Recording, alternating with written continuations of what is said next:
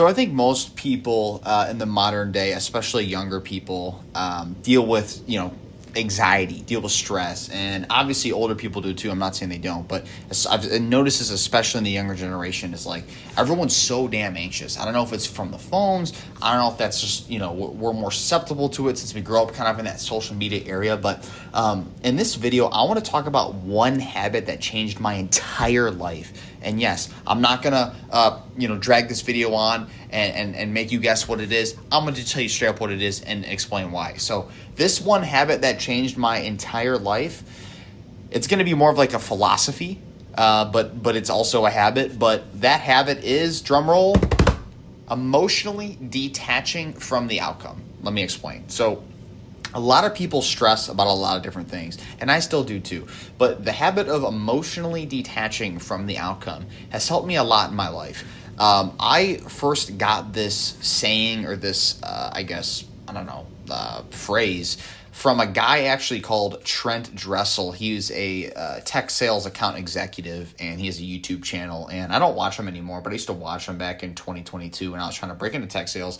And he talked about how instead of worrying if like a prospect is going to show up to a sales meeting, instead of worrying if this cold call is going to go well, instead of worrying if this deal is going to close, instead of worrying that if they're in their buying budget or in their buying cycle, just emotionally detach from the outcome and control the inputs, make those cold calls, do what you have to do, etc. So, this is what it actually means, right? It doesn't mean apathy. It doesn't mean not caring about anything. It just means to focus on the inputs, not clinging to the results, right? All the all-time, great athletes, like LeBron James, Tom Brady, Michael Jordan, Wayne Gretzky, Conor McGregor, all these guys that we know, all these all-time great athletes, right? I guarantee you that they would tell you that they trained their ass off, they studied, and they worked extremely hard. And yes, did they manifest or did they envision themselves being champions? Sure, but they focused on the inputs, right? So the key isn't necessarily not to try hard, but it's just to let go, right? So you're still intentional. You still care, but you don't let the result define your identity and your emotional state, right? Imagine you're an archer pulling back on a bow and arrow. They train, they aim, they do everything that's in their control. But once the arrow is released, the wind takes over. And that's life, right? You're the archer, right? You train and you hone your skills, you hone your precision, and that's fine. But if you obsess over where the arrow lands, you'll ruin your form. But if you focus on the shot, over time, you will get better results without the burnout. And I noticed this especially in sales. For a lot of people that have been around this channel, that I work in sales, and it's something that I like to talk about a lot. And when I first started in sales, I was gripping to the outcome so tight, right? I would take rejection personal. And the thing is, I'm not saying that I'm fully immune to this now, but I've improved a lot, and I'm hitting my number and quite frankly crushing my number more not because I'm necessarily working harder, because funny enough, I'm actually probably working less hours than I was in my last role, but I'm more efficient, I'm more intentional, and I focus on the inputs. So for people that work in sales, right, a lot of times you get anxiety before you rip some cold calls, but once you start calling and you get your first couple no's of the day, you feel invincible and you can keep going. And the thing is, I'm not saying that I never ever think of the result. Obviously I'm going to get dopamine if someone books a meeting or someone wants to, hop on a demo. Obviously that's going to make me feel good, and I'll make even more commission off of that. But the thing is, I'm not obsessing over the result as much as I was when I first started, right? I'm not obsessing over the 10 meetings a month or the 12 meetings a month that you or I might have to achieve. I'm obsessing over the inputs.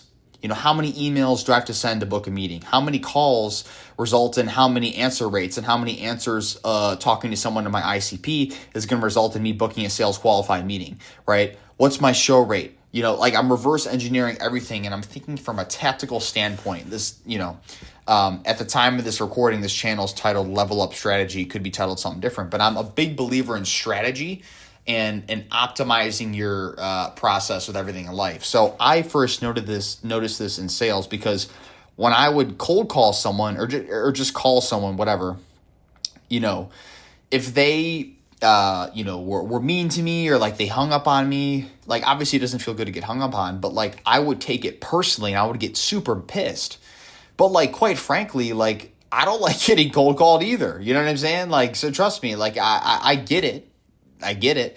But like I would take it personally. And the thing is, it's not personal at all. It's probably not a fit. They're probably in the middle doing some stuff. And like, you're just some dude who called them. Like, it's not personal at all. There's so many times when I would call someone and like they hung up on me, or like they weren't interested, and I call them back 6 months later and they take a meeting, or like they respond to my email and they take a meeting. It's happened so many times. It's actually crazy. And I stopped caring whether they booked or not. I stopped caring about if they took the meeting or not. I just called more people, or I sent more emails, and I was more strategic and intentional about my outreach. So I was still filling up my pipeline either way, right?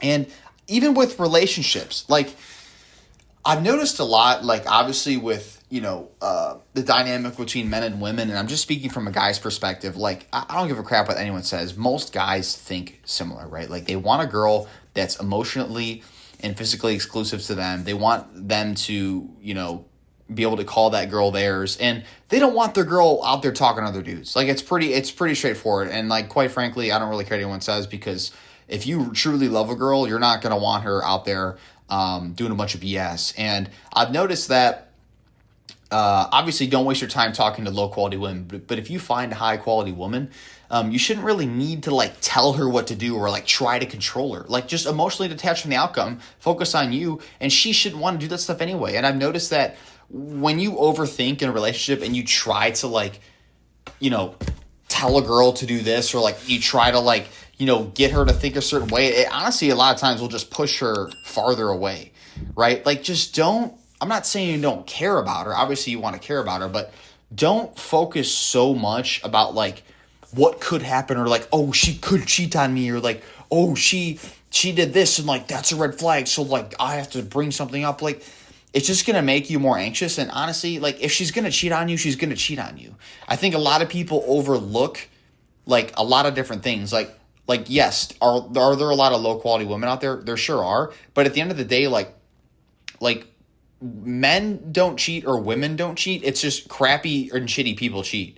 And like, if a girl's gonna do that to you, like, nothing you say is gonna stop her, right? Like, you see these videos on Instagram of, like, dudes, and like they take their girl to a concert, and like the girl's going up on the stage and, like, twerking her crap, like, on the dancer, and like kissing them and stuff. Like, bro, like, come on. Like, you should have been able to know that your girl was going to do that before you even put yourself in that situation. Like, my girl would never do that. I know that for a fact. And like, you shouldn't be with a woman in the first place if she would do that. So it's like, don't overthink. Just be selective with who you date. Choose a high quality woman, and don't, like, stress about that stuff, because, like, literally 99% of the things you're stressed about in your relationship probably won't happen.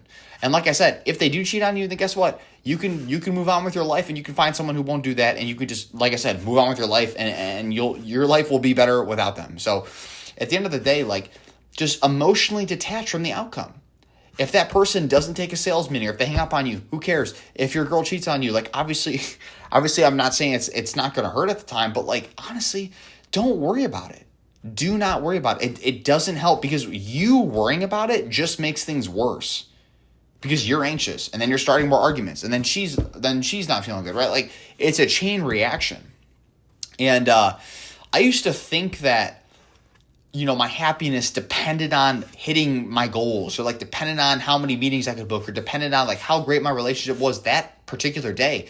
But, it's, I would link it to how or what I was achieving, but like, honestly, it's all about how you just show up in general, right? It's about what you're doing, controlling the inputs, right? Whether the goal happens or not, that's just extra. And I think at the end of the day, there's a lot of people out there right now that are struggling, and there's a lot of people that are dealing with a lot of different things in their life, whether it's career related or relationship related. I mean, people are getting laid off all the time. People are getting broken up with or cheated on. Like, I understand there's a lot of hard stuff going on out there. People might be dealing with some serious health issues, things of that nature, but you just need to control the inputs and emotionally detach from the outcome of said inputs.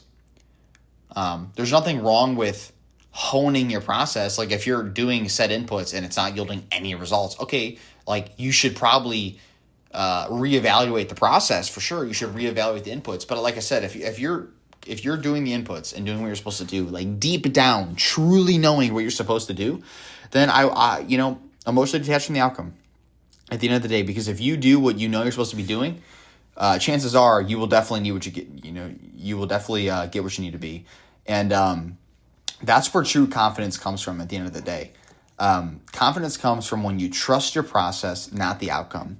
You stop chasing a number or chasing this or that, and you start attracting. You become unshakable. You're becoming the person that you want to be by doing this, and that's what I'm saying. Like, this is a habit, but it's more so just like a way of thinking in general.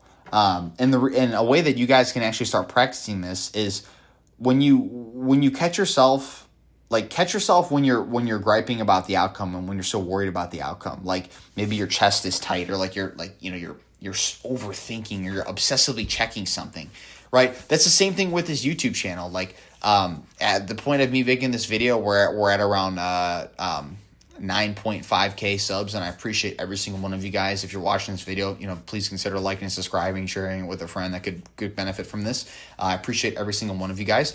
But at the end of the day, like, I'm not even sitting there looking at the analytics. I'm really not. Like, it's tempting sometimes, but I'm honestly not looking at it because I enjoy doing this. And do I want to make money off this? You're damn right I do. Like, I'm not gonna lie. Like, of course I do. Like, but I also enjoy this, and I want to create a community where people can talk to each other and people gain value after watching my videos and listening to my voice. And that's what I'm hoping to do here. And I'm not obsessing over the analytics. If this channel has 9.5k subscribers 12 months from now, will I be happy? Probably not. But at the same time, if I'm consistently putting out videos week in, week in, week in, week out, I would have to believe that we're going to have more subscribers, or we're going to have more engagement 12 months from now. So, unless the world gets nuked or something, which we all don't know. But the point is, I'm focused on the inputs. The result is subscribers and people maybe hopping on calls with me, or people engaging with the content and sharing it. That's great. I appreciate every one of you guys that does that. But at the end of the day, I am focused on inputs, putting the content out there and trying to make it good quality content for you guys. So practice those daily, right? Those conversations, the goals, facing rejection, whatever it may be. Don't disconnect, but detach, right? Still care, but don't obsess over the end result. And when you let go of what you can't control, you give yourself back power. The habit has changed how I sell, how I love, and quite frankly, how I live. I still care. I'm still locked in, so to speak, but I'm no longer at war with the things I can't control. And that shift that I mentioned, that's where peace lives, and that's where real power begins. Thank you guys for watching. Hope you gained some value out of this video. Like I said, if there's any topics specifically you'd like me to cover or me to touch on, feel free to email me. Email's in the description. I also have a couple links in the description, from my sales program, from just a one-on-one consult call. If that's ever something you guys would like to speak more about, definitely feel free to click the link and schedule a call. But regardless, stick around. Please consider subscribing, and I will keep pushing out the content for you guys. Talk to you guys in the next one.